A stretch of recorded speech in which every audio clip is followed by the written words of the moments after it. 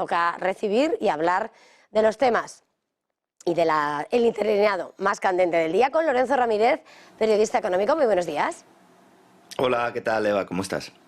Bueno, muchos son los temas que tenemos sobre la mesa, pero antes de nada quería preguntarte, porque tenemos a Biden, que ha conseguido bajar la escalinata del Air Force One, le recibe Gabriel Attal y van a celebrar el desembarco de Normandía, por supuesto sin Rusia y con Ucrania sobre la mesa. Zelensky también va a estar. ¿Cómo hay que leer esa visita?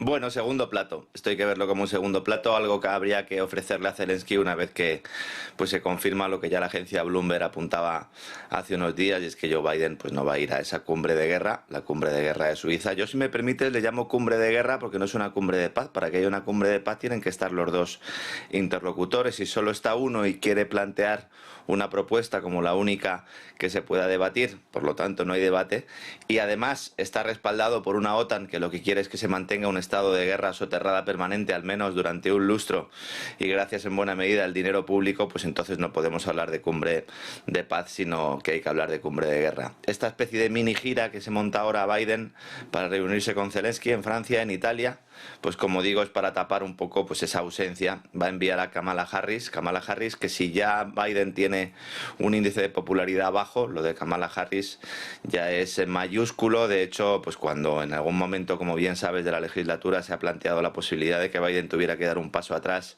precisamente porque no está en condiciones mentales ni físicas para poder seguir siendo presidente, esto es algo que es evidente, pues la propia debilidad de Kamala Harris hizo que ni siquiera se planteara, ¿no?, esa opción vicepresidente que siempre algunos, ¿no?, han mantenido sobre la mesa. La Casa Blanca ha anunciado que se van a mantener estos encuentros.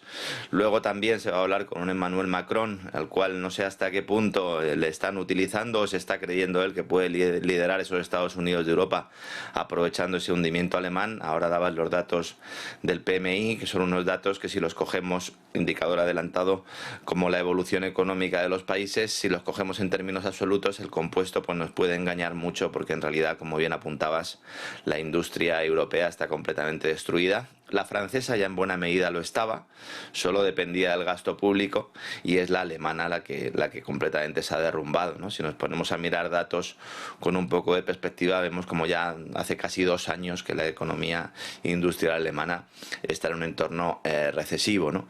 Entonces, la idea un poco es que Biden vaya al G7, a la cumbre de G7 en Italia.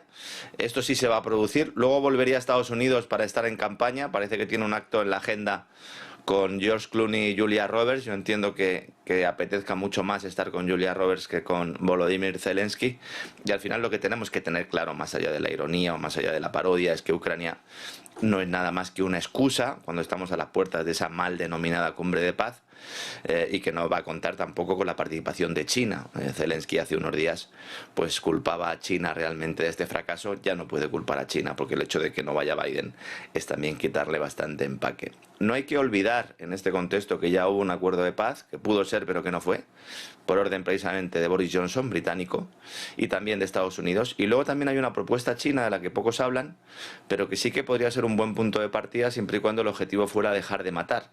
Algo que en el caso de las fuerzas occidentales parece que no se desea, teniendo en cuenta que se quiere mantener ese estado de guerra durante al menos un lustro, en un plan que va a ser presentado en la próxima cumbre de la OTAN en Washington. Ahí sí que va a estar Joe Biden, y ahí van a presentar un plan de gasto público. Se habla de $100 billion, 100.000 millones de dólares, y un plan a 5 años para poder seguir manteniendo un poco ahí la tensión.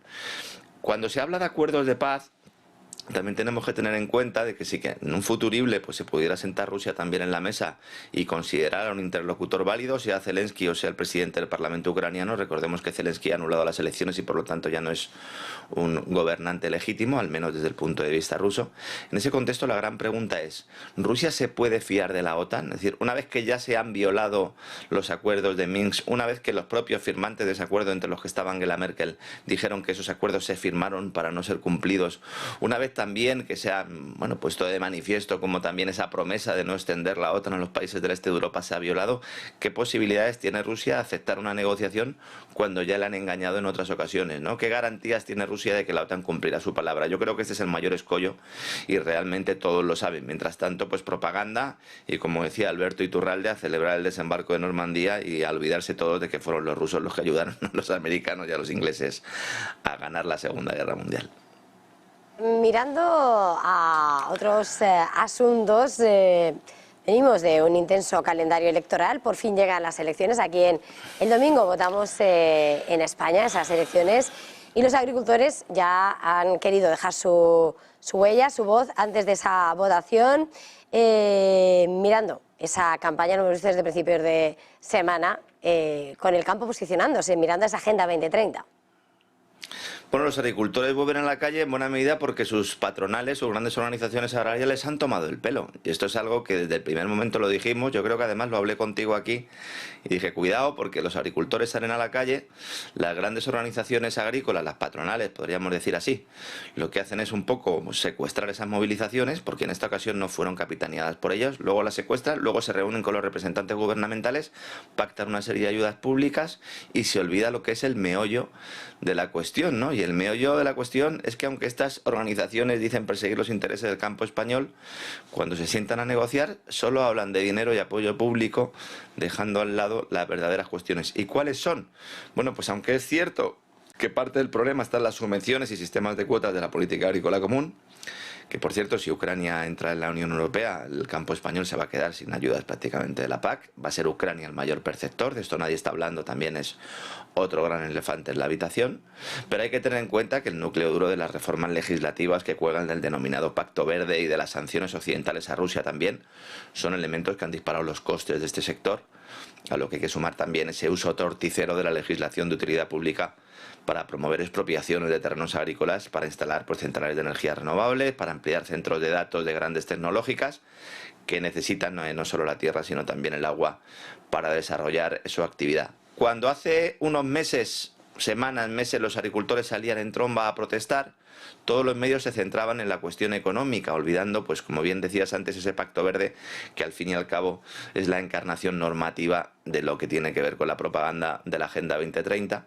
que lejos de servir como un elemento normativo de protección de la naturaleza, provoca todo lo contrario, favoreciendo el desembarco sobre todo de gigantes corporativos, la mayor parte de ellos controlados por capitales de fuera de la Unión Europea, que usando los privilegios públicos pues están asesinando al sector primario, al que se ha secuestrado desde el principio de la integración europea, prometiéndoles protección, mientras se llegaba a acuerdos con terceros países, como Marruecos, que quizás ahora mismo pues sea el más evidente, el ejemplo más evidente, compitiendo de forma desleal.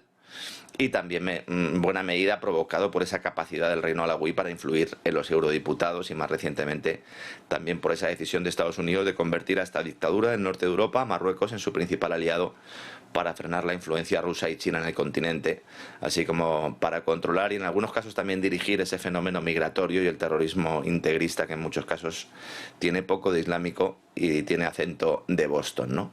El tema de Marruecos, como digo, es el más claro, pero hay muchos más. Aquí lo que hay que plantearse es realmente a qué intereses está sirviendo esa burocracia europea.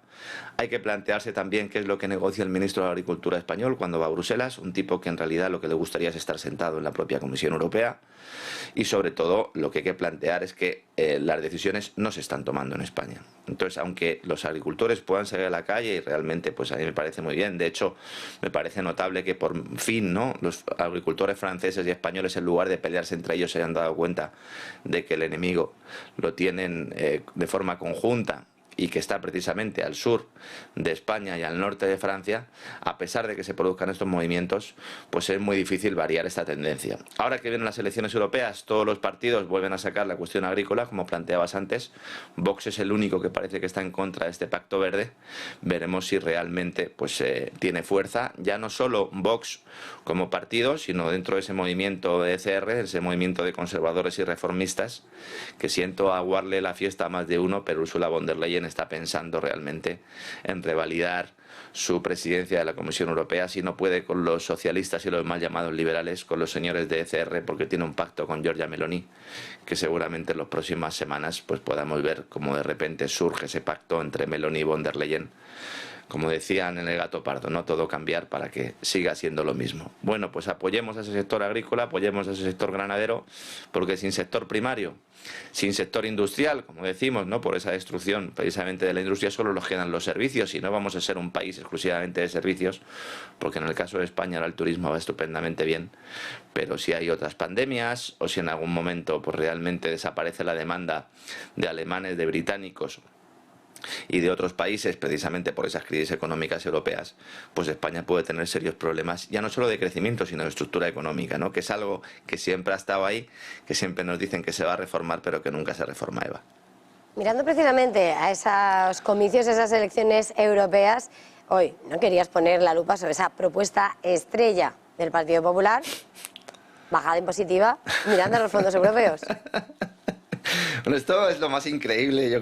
Fíjate que yo llevo tiempo en esto, ¿no? Y yo creo que ya estoy un poco curado en salud y ya me sorprendo de pocas cosas, ¿no? Pero lo del Partido Popular es de aurora boreal, ¿no? Sobre todo recordando aquellos tiempos cuando ganó las elecciones en el año 2011, 2012 y dijo que iba a bajar los impuestos y luego subió todas las figuras impositivas, un Cristóbal Montoro como ministro de Hacienda, que además, bueno, precisamente esta semana hemos visto una vez más como los tribunales daban la razón a aquellos que se sentían atropellados por el ministro y por su normativa, y le está costando también un montón en la Hacienda Pública pagar esa serie de multas, ¿no? Que la propuesta estrella en materia fiscal del Partido Popular, de Núñez Feijóo, sea bajar impuestos utilizando fondos europeos, es, bueno, por un lado, tomarnos a los españoles como si fuéramos imbéciles.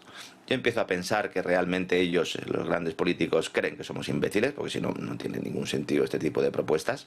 O la otra opción, puede no ser descartable una con la otra, es decir, pueden ser complementarias, es que realmente la cúpula del Partido Popular no sepa realmente lo que son los ajustes fiscales, no sepa lo que es una política fiscal y sobre todo no sepa lo que son los fondos públicos. Los fondos públicos, el dinero que recibimos de Europa, son los impuestos de hoy y los impuestos del mañana. Es decir, es la deuda del mañana. Si tú obtienes fondos europeos fundamentalmente derivados de emisión de deuda, implica que las próximas generaciones van a pagar la rebaja de impuestos actual.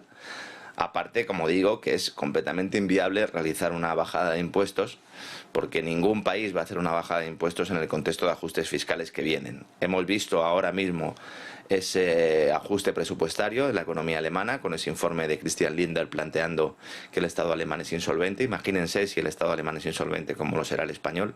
Y ahora mismo lo único que sostiene los sistemas fiscales europeos son las compras de deuda por parte del Banco Central Europeo. No nos engañemos, Europa se ha suicidado económicamente, el Banco Central Europeo mantiene con una respiración asistida todos los tesoros y en buena medida muchas grandes empresas también, que les está comprando sus bonos en el mercado, las grandes empresas que siguen teniendo la nota AAA, una nota AAA que no tendrían precisamente si no les estuvieran rescatando por la puerta de atrás. Esto es un gran fraude, también hay que denunciarlo. Mientras se mantienen unos tipos de interés relativamente altos, tampoco son muy altos, pero para familias y empresas, pues tesoros y grandes corporaciones siguen siendo rescatados por el Banco Central Europeo, ¿no? Pero volviendo un poco al tema electoral, ¿no?, ya para cerrar este capítulo, hay que tener en cuenta algo que es evidente, ¿no? Tenemos los ingresos fiscales más altos de la historia, es decir, nunca Hacienda había recaudado tanto dinero como ahora y aún así no es capaz el Estado de tener un superávit en las cuentas públicas, es decir, se gasta más de lo que se ingresa. ¿Qué es lo que sería necesario? Sería necesario pararse, hacer un poco como hizo el profesor Barea en la primera legislatura de José María Aznar, coger un bolígrafo rojo y empezar a seleccionar todo gasto que pueda ser recortado y focalizarse en el estado de bienestar, en los servicios públicos, en las pensiones, salud, educación y dejar todo lo demás a un lado y reestructurar esa caja pública. En lugar de eso, ¿qué vamos a hacer? Bueno, pues ya lo ha dicho Borrell. Hacer eso precisamente, pero ese dinero que logremos ahorrar, entregárselo a las empresas militares, porque resulta que Rusia nos va a invadir pasado mañana, ¿no? Bueno, pues esta es una de las grandes mentiras. Siempre que hay elecciones se nos prometen bajadas de impuestos y luego después de las elecciones se nos suben. Bueno, pues yo recomendaría a don Alberto Núñez Feijóo que se estudie un poco más la lección y que se entere de dónde salen los fondos europeos, porque a lo mejor piensa como la señora Carmen Calvo que el dinero público no es de nadie.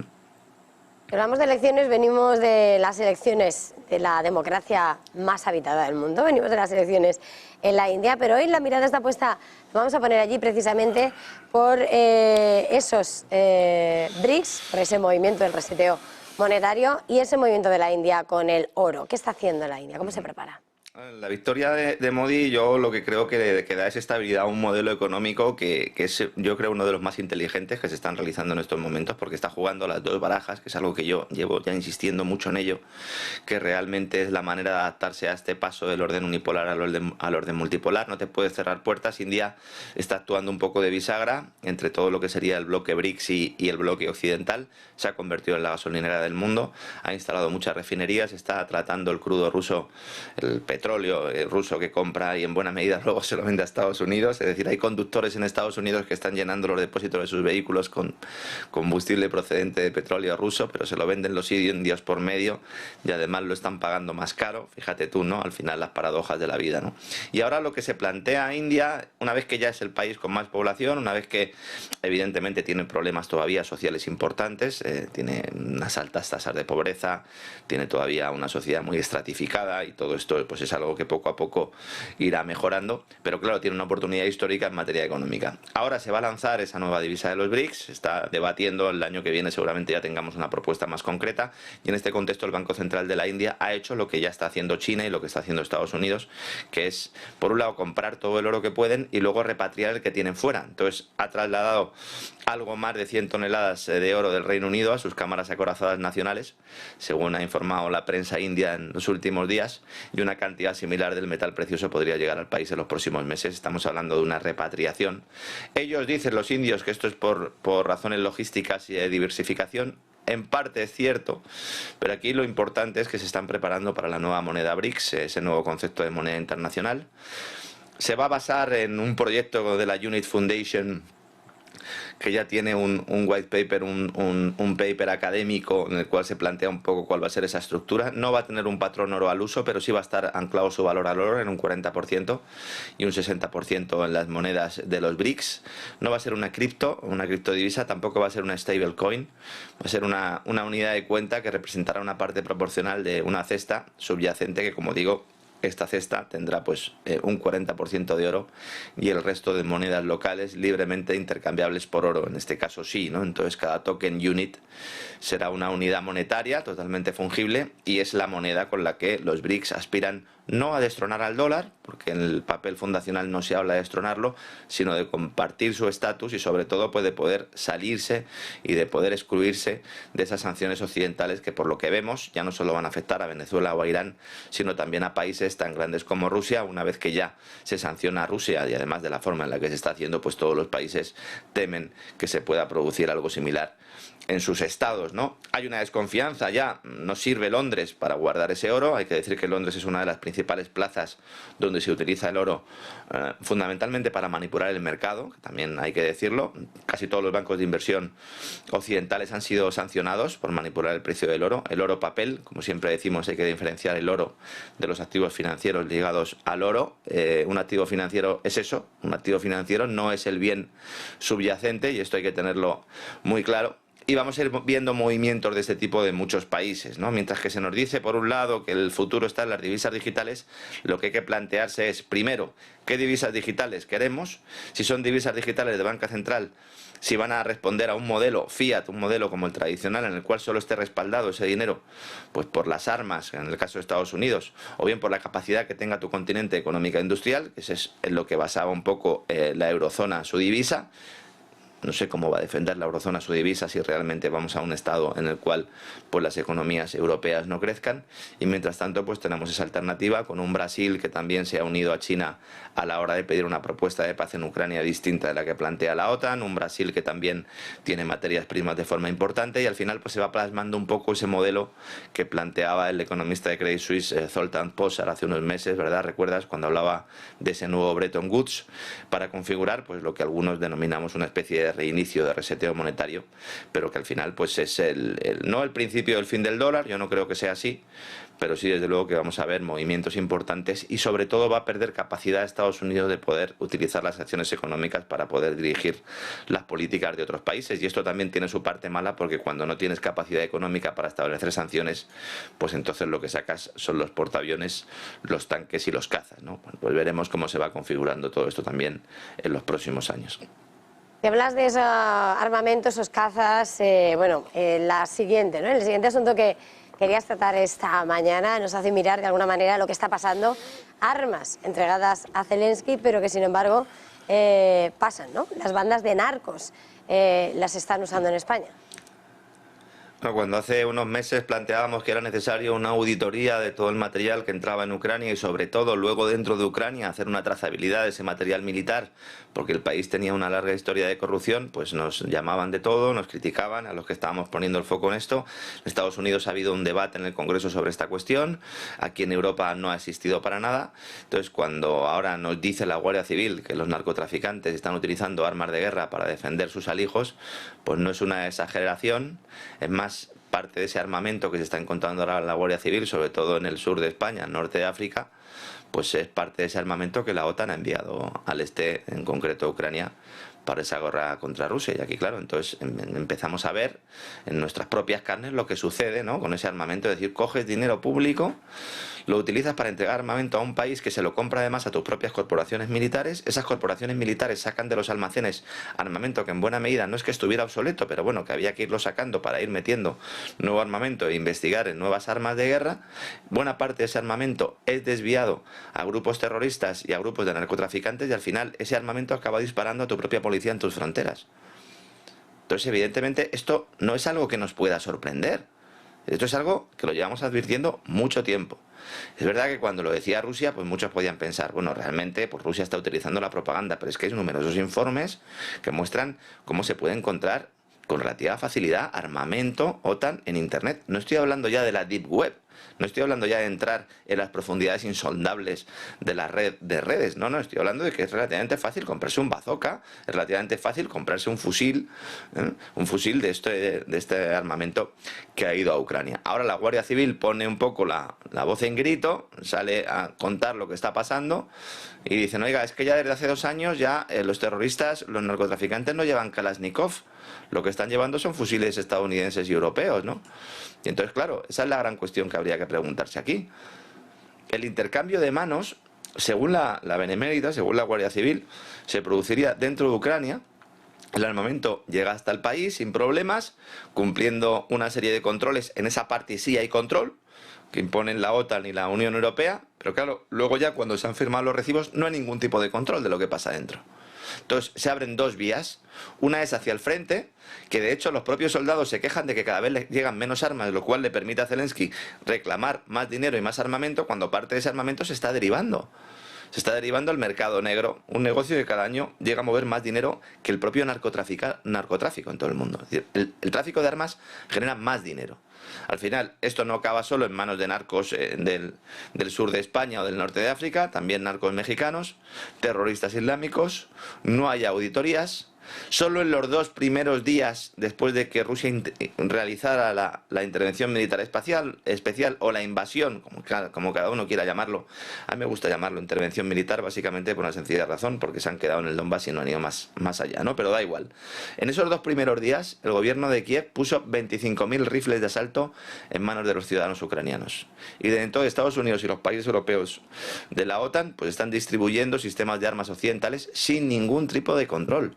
Y es que Ucrania, ya antes de esta intervención militar, ya antes de esta guerra, era en sí mismo un negocio gestionado por gente muy poderosa, y estaba muy extendido en Ucrania todo este tema del tráfico y la proliferación de armas en manos de actores no estatales, como se dice en los informes del crimen organizado ucraniano, que se desbordó precisamente tras el golpe del Maidán del 2014, y luego todos esos crímenes violentos que se multiplicaron en Ucrania se multiplicaron por 10 en aquel primer año, ¿no? Entonces estas redes que ya existían se han ido adaptando, hay nuevos jugadores también. Hay nuevos jugadores occidentales que han querido aprovecharlo y de hecho Polonia es uno de los países donde también hay unas redes importantes y desde donde se articula ese mercado ilegal de armas con una demanda creciente por acceder rápidamente a estas y que se está dispuesto a pagar pues el precio que se pida por ellas. Hay que poner el foco en esta cuestión, no hay que entregar un euro para armamento a Ucrania, en general no hay que entregar un euro si no está auditado. Es muy sencillo de hacer. Hoy en día además con la tecnología es muy sencillo, es muy fácil y si no se hace es porque no se quiere, Eva. Y mirando otro de los asuntos con nombre propio, porque tenemos que hablar del magnate de Elon Musk y lo que ha sido que cuenta con una empresa de inteligencia israelí para promover esa ID digital. Bueno, ya sabes que me pasa un poco como con Milei, ¿no? Yo soy muy crítico con Musk y con Milei porque se consideran los adalides de la libertad y son la punta de lanza de una dictadura tecnocrática y de un impulso de la tecnología, no para ayudar a un gobierno más eficiente, como decía Milei hace unas horas, después de su visita a Silicon Valley, sino básicamente para poner en manos de esas grandes tecnológicas pues el uso de nuestros datos, el control biométrico de la población y en último término también el control político, ¿no? X, anteriormente conocido como Twitter, ha introducido una nueva política que requiere que los usuarios que generan ingresos en la plataforma, ya sea mediante publicidad o suscripciones pagadas, pues verifiquen su cuenta con una identificación gubernamental. Uno pensará, bueno, es una identificación de la Casa Blanca, ya que es una empresa norteamericana, es una identificación de algún gobierno europeo. No, es una identificación que va a otorgar una empresa israelí reconocida por sus soluciones de verificación de identidad y ampliamente conectada con funcionarios de inteligencia israelíes que son las que han fundado esta empresa, que se llama Authentics. El TEN sería un 10, Authentics. Y los usuarios que opten por recibir pagos en la plataforma pues deberán someterse a un proceso de verificación con esta compañía. Esta es la punta de lanza para conseguir algo que ya planteó Elon Musk en su momento. Recordemos cuando compra Twitter, lo que indica es que uno de sus objetivos era acabar con los bots, con esos perfiles anónimos. Hay una ofensiva en general dentro del mundo de la tecnocracia globalista, no los globalizadores los que aspiran, ¿no?, a que haya globalización, sino los que quieren controlar ese proceso de globalización. Eso es en resumen, ¿no?, un poco lo que es el globalismo, sobre todo liderados, ¿no?, por algunos ideólogos del Foro Económico Mundial, donde están precisamente Musk y Milei también, y lo que pretenden es acabar completamente con el anonimato en Internet. Entonces, en esto Sánchez también ha sido un poco punta de lanza, también comentó, ¿verdad?, y sacó una normativa al respecto para intentar verificar la identidad de los menores de edad para que no accedieran a pornografía. Ese es un poco el caballo de Troya, que es una medida que evidentemente es completamente comprensible, pero hay que ver un poco más allá, porque aunque nos dicen que esta política está diseñada para mejorar la seguridad, en realidad pues socava la esencia de la libertad de expresión, haciendo que los usuarios sean constantemente vigilados. El anonimato ha sido durante mucho tiempo un pilar de la libertad de expresión, permitiendo pues a los individuos expresar opiniones controvertidas.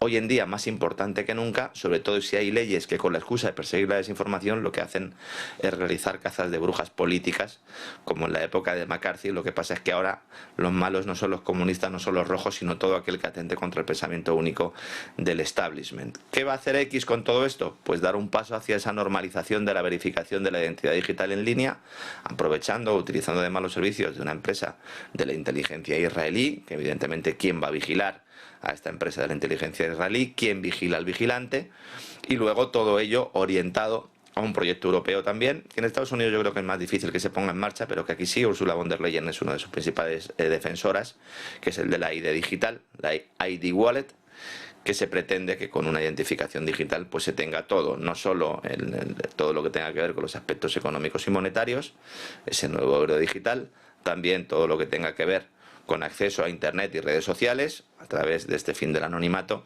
y también pues incluyendo ahí todos los datos sanitarios para poder en marcha ese reglamento internacional de la Organización Mundial de la Salud, que aunque pues está recibiendo verdaderamente pues la oposición de muchos países, van a intentar sacar a toda costa. Se trata de fusionarlo todo en un único ente centralizado, que sería el sueño de los dictadores comunistas, ¿verdad?, del siglo XX y de los dictadores fascistas, y que parece que estos, con la etiqueta de demócratas y de defensores de la libertad, quieren llevar a cabo. En la medida en que seamos conscientes, podremos oponernos, al menos oponernos. Si no somos conscientes, pues iremos como ovejas al matadero, o como ovejas a las cuales, o vacas a las cuales pues nos marcarán, ¿verdad?, con el sello. Lo único que en lugar de utilizar un hierro candente, pues utilizarán nuestra firma electrónica, Eva. Muchísimas gracias una vez más por este tiempo, por este análisis detallado. Lorenzo Ramírez, feliz jornada, feliz negocio. Igualmente, un abrazo, Eva.